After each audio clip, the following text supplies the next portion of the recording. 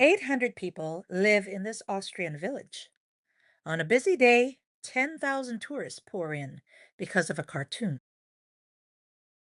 In 2023, residents built a fence to block their own famous view.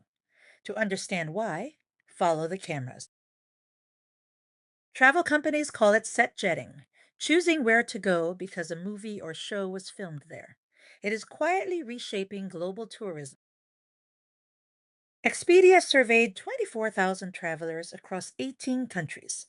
81% of Gen Z and millennial. 53% of all travelers say screen-inspired getaways interest them more than before. 13% of Americans have actually booked one. In the United States alone, set jetting is projected to grow into a potential $8 billion industry. This is not new. Back in 2023, roughly 44% of people already named movies and shows as their top travel inspiration. What changed is speed. A single teaser trailer can now move flight searches across an entire country within days. Television has become the world's largest travel brochure, streamed into billions of homes, and no tourism board gets to edit a frame. No marketing campaign buys this kind of pull. A destination cannot purchase a starring role in the world's imagination, but it can win one by accident. And towns that get famous overnight discover that fame does not come with an off switch. One television series moved three different economies on three continents, season after season. It is the cleanest experiment set jetting ever ran. The White Lotus films each season at a real hotel. Season 1 used the Four Seasons Resort in Maui, Hawaii. After it aired, the resort's website visits jumped 425%. Availability checks rose 386%. Season 2 moved to Taormina, Sicily. Travel searches for Sicily spiked more than 300% in the wake of the show.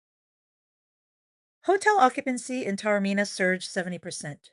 Across the island, tourism revenue climbed 30% in the summer of 2023. The cameras did not just bring more visitors, they brought wealthier ones, an influx of luxury travelers whose spending rippled across the island. The featured hotel was fully booked for 6 months. Guests told staff directly, "We came because of the show."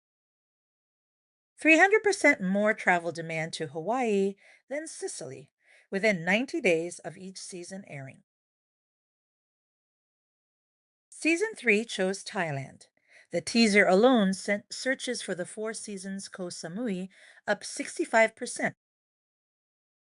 Flight searches followed. Chiang Mai up 65%, Phuket up 45%, Koh Samui up 30%. Pre-bookings in the featured locations rose 25%, and analysts put the direct economic impact near $37 million. All of it from a show whose entire joke is that tourists behave badly at paradise resorts. The satire became a sales pitch. For a hotel, this is winning the lottery. But a hotel can raise prices and close bookings. A town cannot. Dubrovnik, Croatia, played King's Landing in Game of Thrones. The old city holds about 41,000 residents.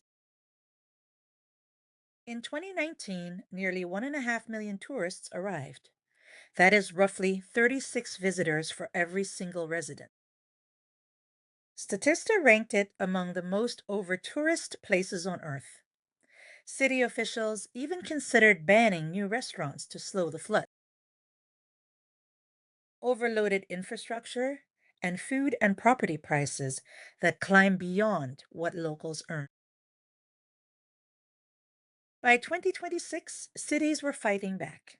Venice now charges day visitors up to €10 just to enter on peak days. Japan capped Mount Fuji at 4,000 climbers a day and added a 2,000 yen fee to thin the crowds. In Kyoto, residents pushed the city to ban tourists from the private alleys of the geisha district entirely. Brings us back to Hallstatt, the Austrian village from the opening. 800 residents, 10,000 daily visitors at peak. Hallstatt's lakeside church view is said to have inspired the kingdom in Disney's Frozen. Fans arrived in numbers no village could absorb. Selfie crowds grew so unmanageable that in 2023, exasperated residents put up a fence to block the iconic view. The fence came down, but the message stayed. The people who live in a postcard never signed up to be scenery. Residents can protest, and city halls can add taxes. Nature has no such options. It simply breaks, quietly, under the crowd. One beach in Thailand became the purest case study, a place a single movie made famous, then very nearly destroyed. In 2000, Leonardo DiCaprio starred in The Beach, filmed at Maya Bay on Thailand's Phi Phi Island. Within years, thousands of daily visitors and their speedboats were anchoring directly over the coral.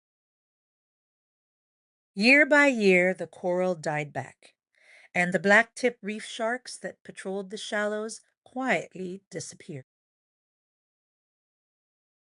The bay that had played untouched paradise on screen became one of the most trampled places in all of Thailand. In June 2018, Thailand's National Parks Department did something almost unheard of. It closed one of its most profitable attractions entirely. The bay stayed shut for more than 3 years. Rangers replanted coral. Blacktip reef sharks slowly returned to the shallows. Maya Bay reopened in January 2022 under strict rules, a maximum of 380 people at a time. Boats can no longer enter the bay at all. Visitors dock at a floating pier behind the island and walk 5 minutes. And nobody swims. The water is off limits, so the rebuilt corals and the returning sharks stay undisturbed. Even now, the bay closes for 2 months every year, a scheduled silence, so the ecosystem can rest and rebuild. Maya Bay proves a place can come back from set jetting. One country proves you can ride the wave for 25 years. When The Lord of the Rings premiered in 2001, New Zealand decided to become Middle Earth on purpose. Visitors rose 40% between 2000 and 2006. The country built an industry around the films instead of enduring one. The sets were never torn down. Hobbiton became a permanent attraction, and Middle Earth became part of the national identity. 25 years later, the wave still rolls. One tour operator reported a 97% spike in Lord of the Rings itineraries this year.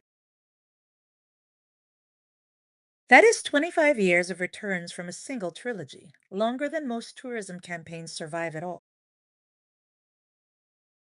The difference was never luck. New Zealand spread film tourism across an entire country instead of concentrating it on one fragile village. That is the real lesson of set jetting. The camera decides where the world wants to go, but the destination decides what happens next. Hallstatt built a fence. Dubrovnik weighed bans. Thailand closed a bay. New Zealand built Hobbiton and welcomed the crowds it planned for.